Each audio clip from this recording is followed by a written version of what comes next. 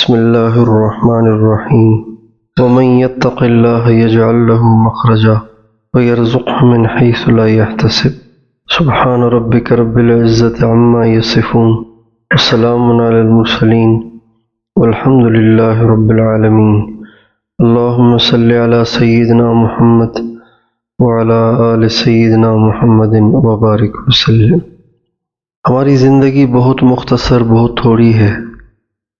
اس زندگی میں اگر ہم اپنے اللہ کو راضی کر لیں تو یہ ہماری بہت بڑی کامیابی ہوگی۔ اللہ کو راضی کرنا دنیا کے انسانوں میں سب سے زیادہ آسان ہے۔ کسی کو راضی کرنا اتنا آسان نہیں جتنا اللہ کو راضی کرنا آسان ہے۔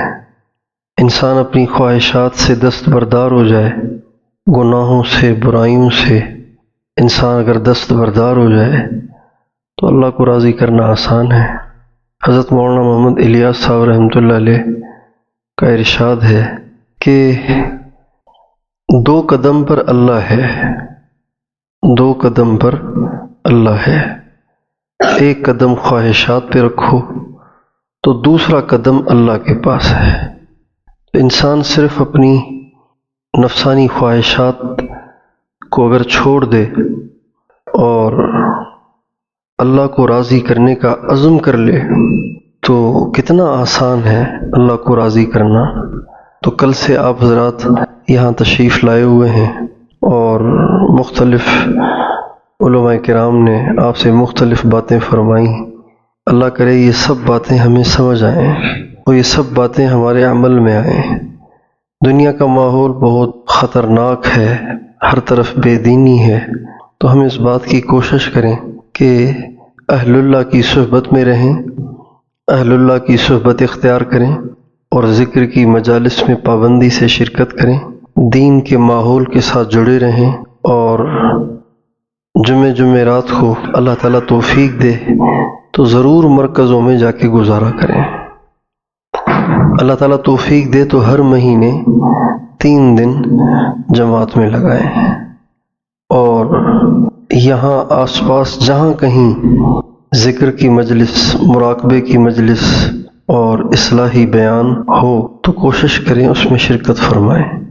جیسے موبائل چاہے کتنا عالی شان اور کتنا مہنگا ہو، چارجنگ اس کو بھی چاہیے۔ کوئی موبائل اب تک ایسا بنانے والوں نے نہیں بنایا کہ جس کو چارج کرنے کی ضرورت نہ پڑے۔ ایسا کوئی موبائل کسی نے سنا ہے جی؟ جس کو خریدنے کے بعد چارج کرنے کی ضرورت ہی نہیں، قیامت تک چلے گا، ایسا کوئی موبائل نہیں۔ موبائل کو چارج کرنے کی ضرورت پڑتی ہے چاہے کتنا مہنگا ہو۔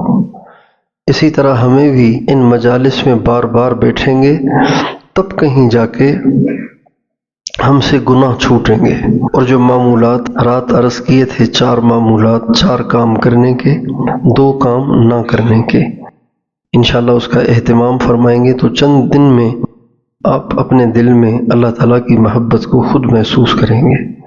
اور یہ معمولات بہت آسان ہیں۔ درود شریف استغفار 100 دفعہ کتنا آسان ہے، تھوڑی سی تلاوت، چلتے پھرتے دل میں اللہ کی یاد، اللہ کا دھیان اور کچھ دیر مراقبہ۔ ان معمولات میں نہ وقت خرچ ہوتا ہے، نہ کوئی ان میں مشقت آتی ہے، آسان بھی ہیں، مختصر بھی ہیں۔ تو ان ساری باتوں کا انشاءاللہ اہتمام فرمائیں گے نا۔ اور میرے دوستو، بری صحبت سے بچتے رہیں، بری صحبت سے بچتے رہیں۔ جو نمازیں نہیں پڑھتے ان کے پاس نہ بیٹھیں، ان سے دوستی نہ لگائیں۔ جو برائیوں کے عادی ہیں، گانے سننے کے عادی ہیں، عورتوں کو دیکھنے کے عادی ہیں اور حسن پرست مزاج رکھتے ہیں، متکبر ہیں، دنیا دار ہیں، دنیا ان پر سوار ہے، قیامت جہنم جنت سے وہ بہت دور ہیں، ایسے لوگوں کی صحبت سے ہم بچیں۔ ایسے لوگوں کی صحبت ایمان کے ضائع ہونے کا ذریعہ ہے۔ اللہ والوں کی صحبت اختیار کریں، علماء کی صحبت اختیار کریں۔ اللہ تعالیٰ نے آپ کے علاقے کو زرخیز بنایا ہے، یہاں اتنے سارے علماء، اہل اللہ، ان کے ساتھ تعلق رکھیں، ان سے پوچھ کر زندگی گزاریں ٹھیک ہے انشاءاللہ. اور اپنے گھروں میں محنت کریں، اپنے گھروں کو دین کا گہوارہ بنائیں، اپنے بچوں کو دین سکھائیں، اپنے بچوں کی تربیت کریں، اپنی عورتوں کو پیار محبت سے دین کی طرف اور دین کے لیے قربانی کی طرف لانے کی کوشش کریں. اپنی عورتوں کو صحابیات کے واقعات سنائیں. آسان بات ہے، فضائل اعمال کی کتاب لے لیں، روزانہ اپنے گھروں میں اس کو پڑھیں. ایک وقت ایسا مقرر کریں گھر کے سارے افراد جمع ہوں اور فضائل اعمال کی تعلیم ہو، تاکہ ہمارے گھروں میں دین پہ چلنے کا جذبہ پیدا ہو. کوشش کریں گے. 5 نمازیں تکبیر اولیٰ کے ساتھ پڑھیں.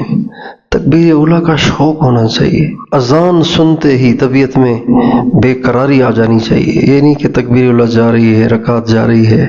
وہ نماز بڑی بے جان ہے کہ جس کے لیے اقامت ہو جانے کے بعد انسان جا رہا ہو. رکعت جا رہی ہے، 2 رکعتیں جا رہی ہیں، جماعت جا رہی ہے، وہ نماز بڑی بے جان ہے. اور نماز سکون سے پڑھیں، خشوع و خضوع سے پڑھیں. 4 رکعت کو 4 منٹ میں پڑھنے کی بجائے 8 منٹ میں، 6 منٹ میں پڑھیں. اس سے نماز کے اندر جان آئے گی اور نماز دعائیں دے گی. اور اگر ہم فٹافٹ نماز پڑھیں گے تو نماز بد دعائیں دیتی ہے، اور جسے نماز کی بد دعا لگ جائے اس کے حالات کیسے اچھے ہو سکتے ہیں. اور اپنی زندگی کا کوئی کام علماء سے پوچھے بغیر نہ کریں، اور اپنے اخلاق کو درست کریں. کسی سے لڑائی نہ لڑیں، کسی کو گالی نہ دیں، کسی سے سخت لہجے میں بات نہ کریں، ہر ایک سے نرم لہجے میں بات کریں، پیار سے پیش آئیں. چاہے وہ آپ کو کتنی گالیاں دے رہا ہو، آپ کو برا بھلا کہہ رہا ہو، آپ ان سے محبت سے بات کریں. یہ ہمارے نبی کی سنت ہے. ہمارے نبی کا لہجہ ہر ایک کے ساتھ محبت والا ہوا کرتا تھا. ہم اپنے لہجے کو ٹھیک کریں، اپنے بول کو نرم کریں، اپنے بول کو میٹھا کریں. اگر ہم نصیحت کی بات کڑوے لہجے میں کریں گے تو کوئی بھی نہیں سنے گا، لیکن اگر ہم میٹھے لہجے میں کریں گے تو ہمارا دشمن، ہمارا مخالف بھی اس کو قبول کر لے گا. تو اپنے لہجے کو ہم میٹھا کریں، اپنے انداز کو ہم اچھا کریں، اپنے اخلاق کو ہم درست کریں. بہت سے لوگ بڑے ذکر اذکار کرتے ہیں، بڑے مراقبے کرتے ہیں، بڑی تبلیغ کرتے ہیں، لیکن جب گھر جاتے ہیں تو بیوی سے بدتمیزی کرتے ہیں، بیوی کو ڈانٹتے ہی رہتے ہیں، ٹوکتے ہی رہتے ہیں، ذلیل کرتے رہتے ہیں بچوں کے سامنے. میرے دوستو، یہ حرام ہے، یہ حرام ہے، یہ حرام ہے. بیویوں کی عزت کرنا یہ بھی فرض ہے. بیویوں کی بے عزتی کرنا حرام ہے.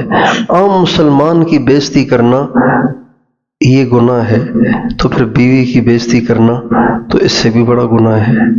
اس لیے ہم اپنی بیویوں کے ساتھ بھی اچھا سلوک کریں، اپنی ماؤں کا ادب، باپ کا ادب، اپنی اولاد کے ساتھ نرم برتاؤ اور ان کو دین کی طرف لانے کی کوشش کریں.